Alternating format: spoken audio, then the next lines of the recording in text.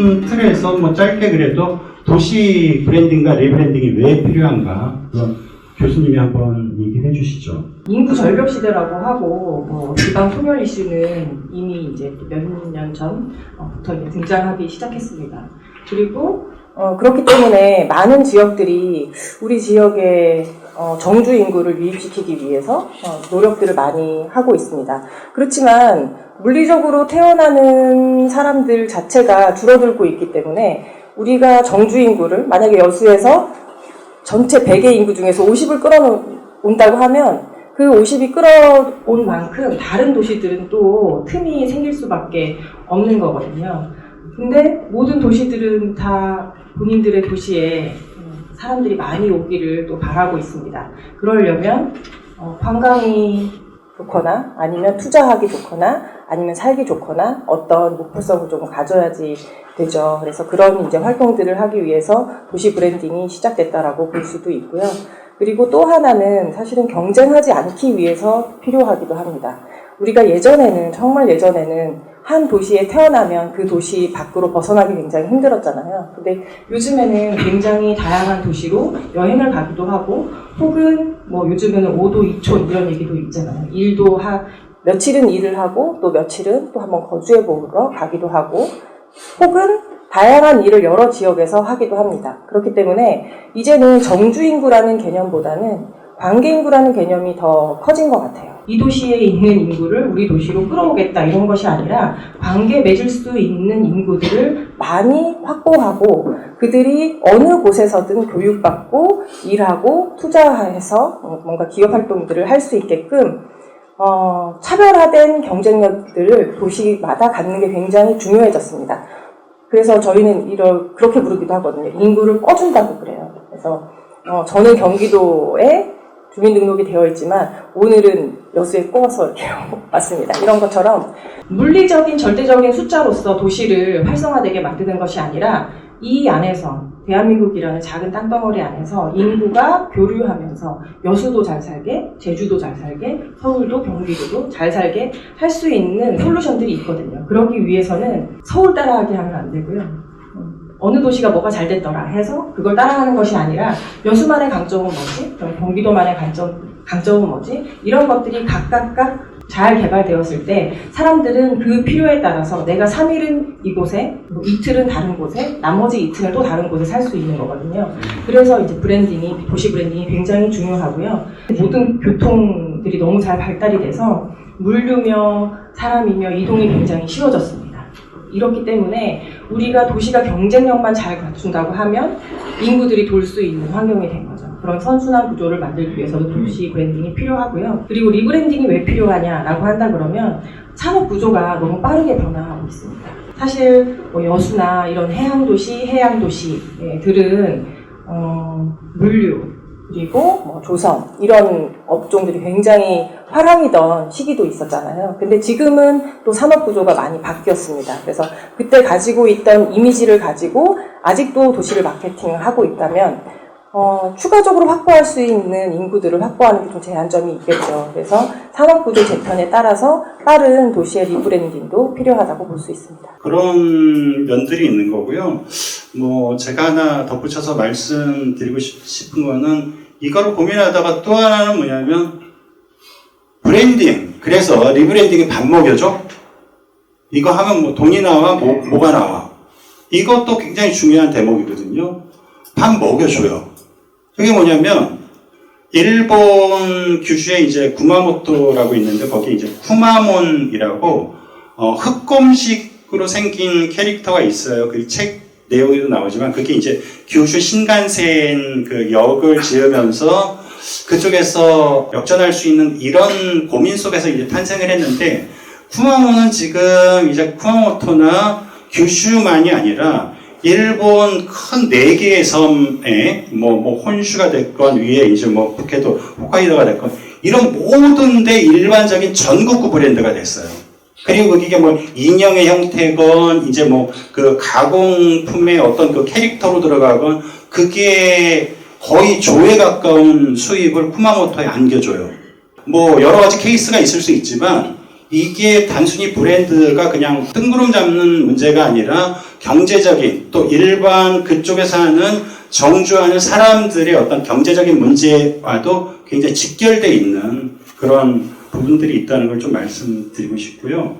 그러면 도시 브랜딩, 도시 리브랜딩에 성공한 세계 도시들은 어떤 특징을 갖고 있는가, 과연 그 부분을 좀 말씀드리고 싶은데, 이 책 후반부에 대담 형태로 세 저자가 얘기를 나눴던 게 있습니다. 그래서 그때 제가 이제 박상희 교수께 그런 질문을 던져요.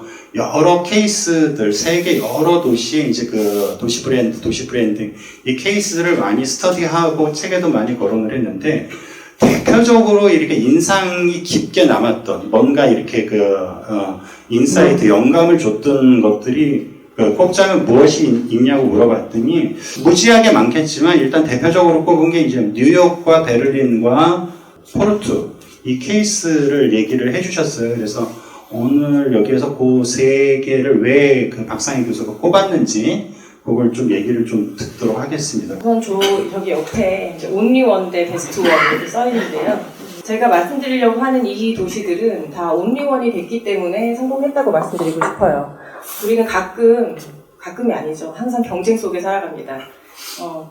옆 도시에서 50m짜리 건물을 세웠다. 그럼 우리는 51m짜리를 세워야 되고, 그래서 최고층 혹은 최대, 최다, 최초 이런 수식어를 가지려고 굉장히 무던히 노력을 합니다. 근데 그렇게 최초가 아닌 이상 최고, 최다 이런 건 언제든지 깨질 수 있는 거거든요. 그 지점으로 달려가면서 경쟁을 하면 끝도 없습니다. 그리고 정말로 경쟁하면서 평생을 살아야 될 수도 있어요. 그래서 저는 학생들한테도 늘 얘기하는 게 베스트 원이 되려고 하지 마라.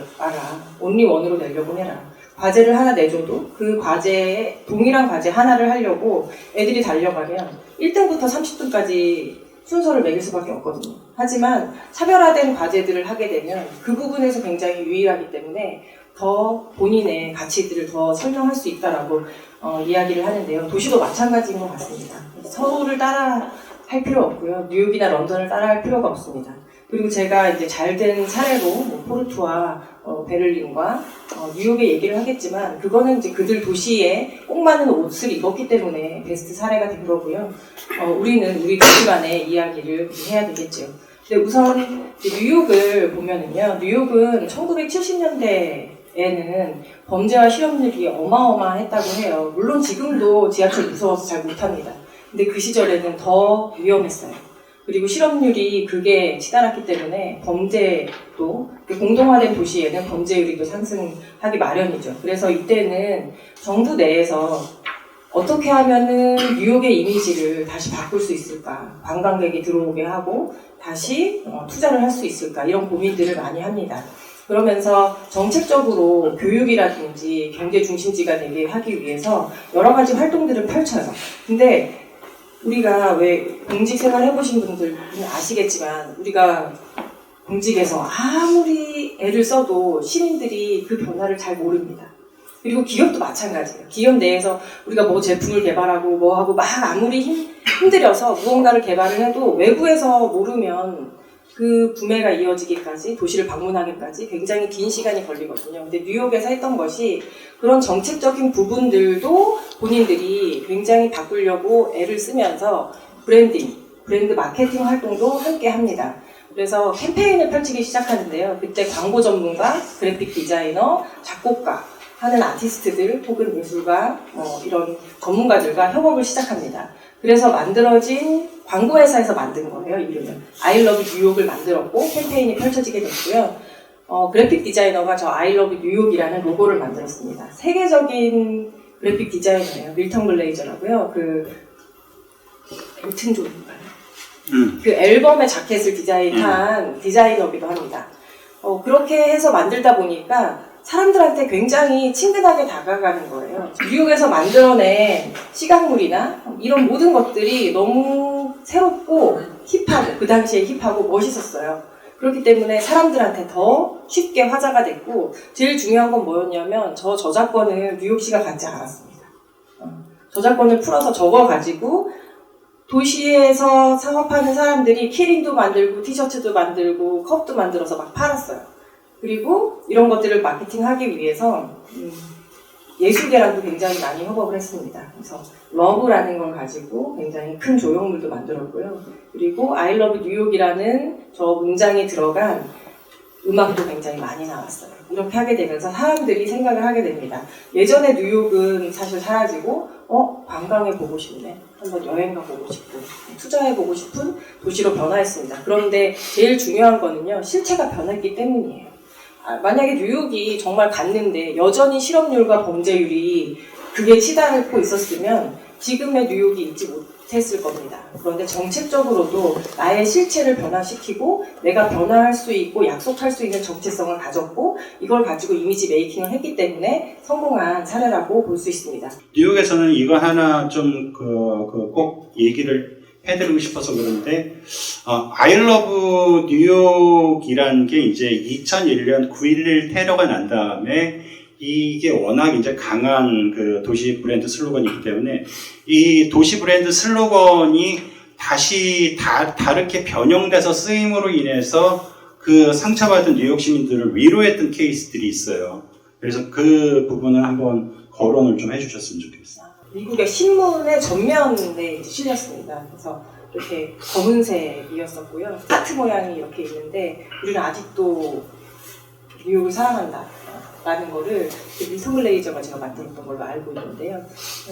이걸 만들었던 사람이 기억하고 이걸 다시 이제 보여줌으로써 온 시민들 그리고 세계 전체가 같이 이제 애도하고 슬퍼했던 그런 사례들이 있습니다. 그러니까 이게 도시 브랜드가 단순히 도시를 대표하는 상징물, 시각적인 상징물만이 아니라 이 국민을 모으고 시민을 모을 수 있는 어떤 고리까지 형성될 수 있는 굉장히 깊이 있는 브랜딩 사례라고 볼 수 있습니다.